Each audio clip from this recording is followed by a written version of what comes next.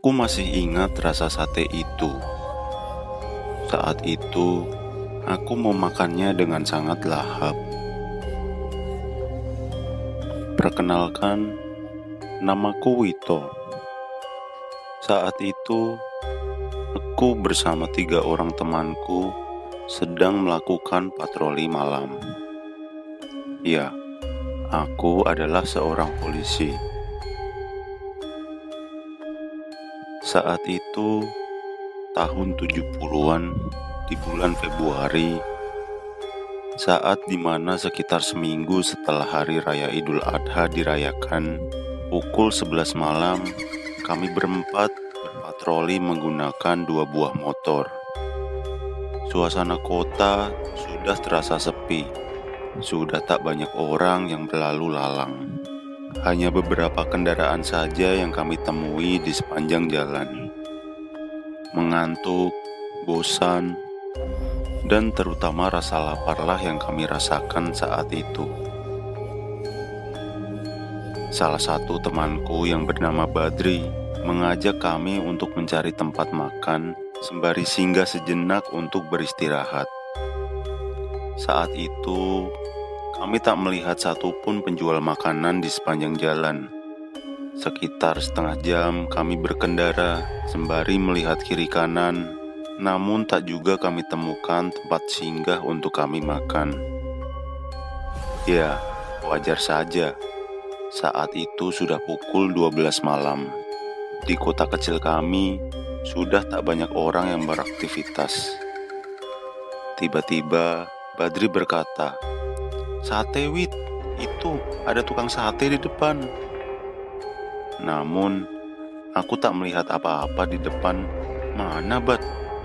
Aku nggak lihat. Itu, di sebelah kanan. Ayo, makan di sana aja, ucap Badri.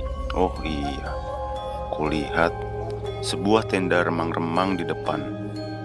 Tak ada tulisan makanan apa yang dijual di spanduknya. Namun, jika dilihat dari adanya bakaran sate di samping tenda, pastilah itu penjual sate. Lalu, Badri melajukan motor ke arah tenda tersebut. Aku melambaikan tangan kepada 2 orang temanku di belakang agar mengikuti kami. Kami berempat pun lalu duduk dan memesan 4 porsi sate. Kulihat penjual sate tersebut adalah seorang ibu-ibu setengah baya. Aku bertanya, "Ibu nggak takut, Bu, malam-malam jual sendirian?" "Enggak, Mas, udah biasa sendiri saya," jawabnya sembari membakar sate. Sambil menunggu sate matang, kami berempat mengobrol membicarakan untuk pembagian tugas kerja kami di esok hari. Namun selama kami mengobrol, kulihat Badri tak fokus dengan apa yang sedang kami bicarakan. Kulihat dia selalu curi-curi pandang melihat ibu penjual sate. "Kamu kenapa, Bad?" tanyaku. Itu si ibu kok ada kapas di hidungnya ya? Itu mulutnya berdarah, ucap Badri berbisik kepadaku. "Ah, mana, Bad? Ada-ada aja kamu," jawabku sembari melihat ibu itu yang sedang membakar sate. Tak lama, sate pesanan kami pun matang. Ibu itu membawa sate pesanan kami ke atas meja. "Bu, sama nasi ya," ucapku. "Iya, nasi semua, Mas. Ada lontong juga loh," jawab ibu itu. Lalu aku bertanya kepada teman-temanku, "Kalian mau apa? Nasi apa lontong?" Kedua temanku menjawab nasi.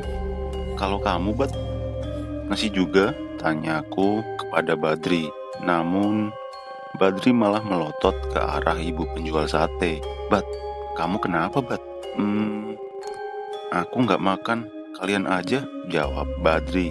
"Ya udah, Bu, nasi aja 3, ucapku kepada ibu penjual sate. Si Badri kenapa ya?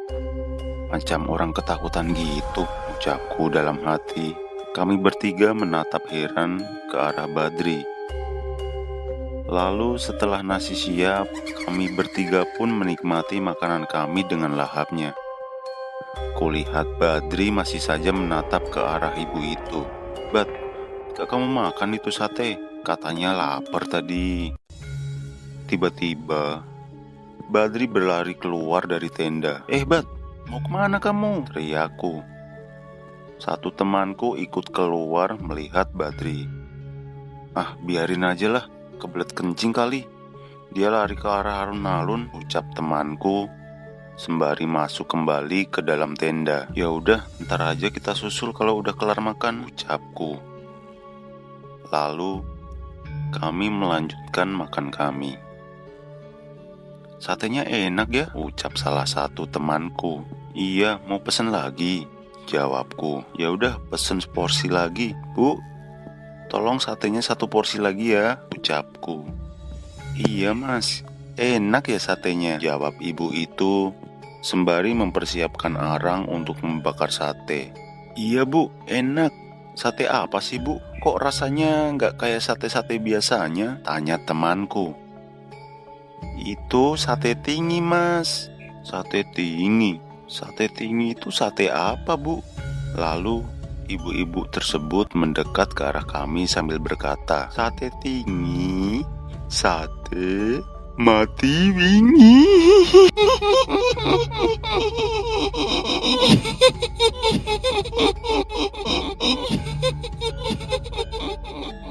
Kulihat wajah ibu itu berubah pucat.